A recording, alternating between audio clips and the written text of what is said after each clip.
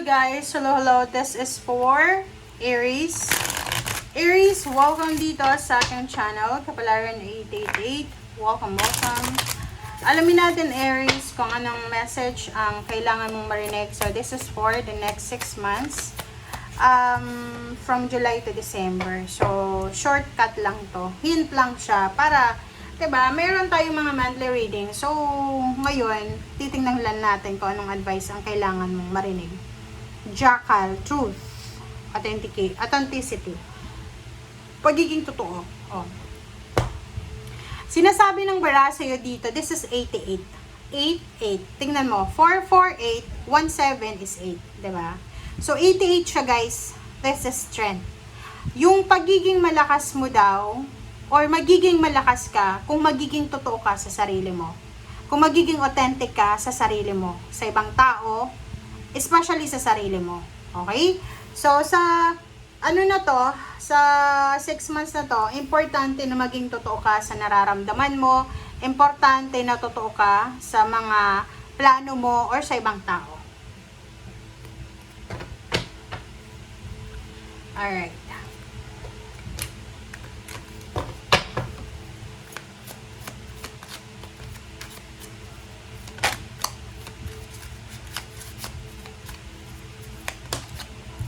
Okay. Death card. So, parang nakikita ko sa'yo dito na may parang matatapos yun.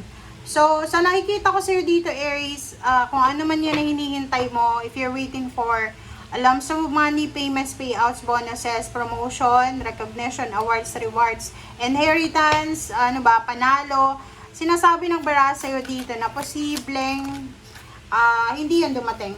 Okay? Hindi yan dumating, but there's unexpected na posibleng darating. Parang alpha and omega. Ganun yun.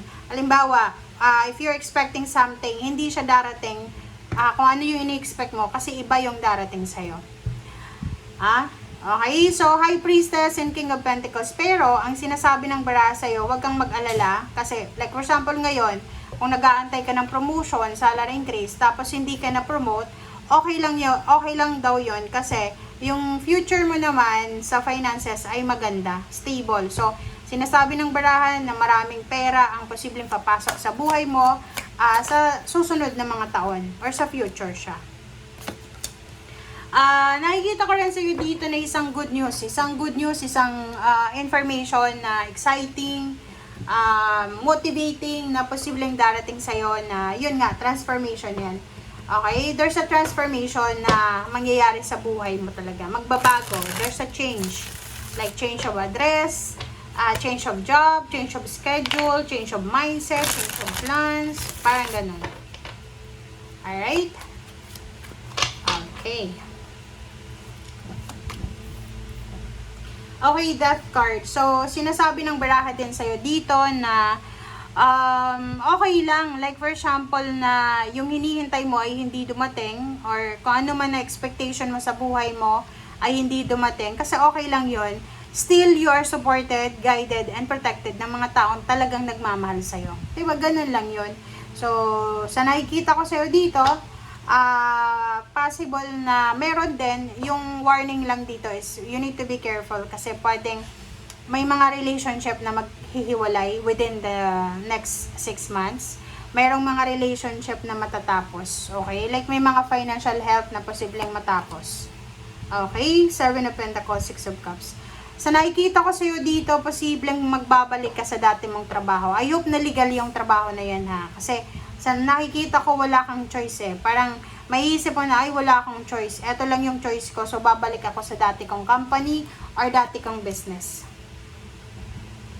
High Priestess, 9 of Wands. So, nakikita ko sa'yo dito, sobrang pagod na pagod ka. Pagod na pagod ka sa kung ano man yan na pinagkakaabalahan mo sa ngayon. At the same time, pagod na pagod ka na para sa iyong future. Para sa kung ano yung mangyayari sa'yo sa future. Kumbaga, hardworking ka ngayon. Sa nakikita ko rin sa'yo dito, malapit na mangyari to Aries. Magiging sobrang masaya, contented ka. Kasi magkakamal ka ng limpak-limpak na salapi. Diba?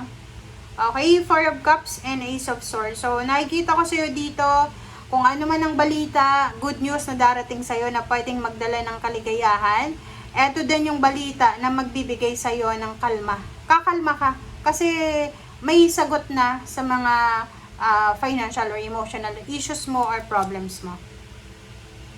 O, di ba? Napakabilis na ito, guys. Isang napakabilis na balita, isang napakabilis na information, isang napakabilis na confirmation regarding sa pwedeng pagkakaperahan or pwedeng sa relationship, pwedeng sa past job or kung ano pa man.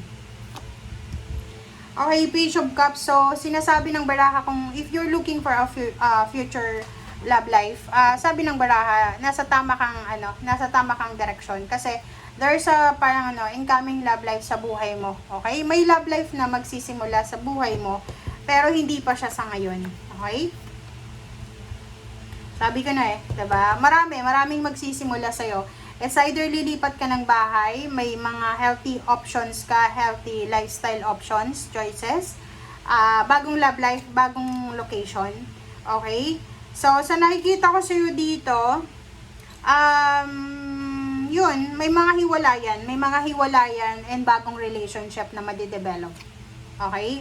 Chariot. Makakabili ka din ng sasakyan. Possible na makabili ka, utang siguro, or pwedeng panalo, like prize, or pwedeng nanalo ka sa patimpalak.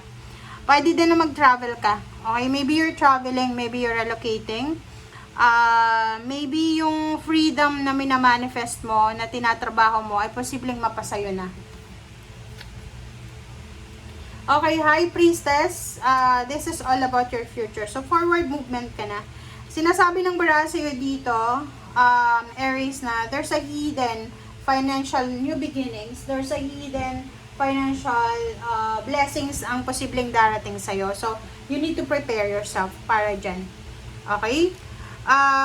Mag-iingat lang tayo, Aries, sa mga taong alam mo na naiinggit sa'yo. Kasi, hindi mo napapansin, masyado kang friendly siguro, pero maraming mga tao yung naiinggit sa'yo. Maraming mga tao yung hindi sila,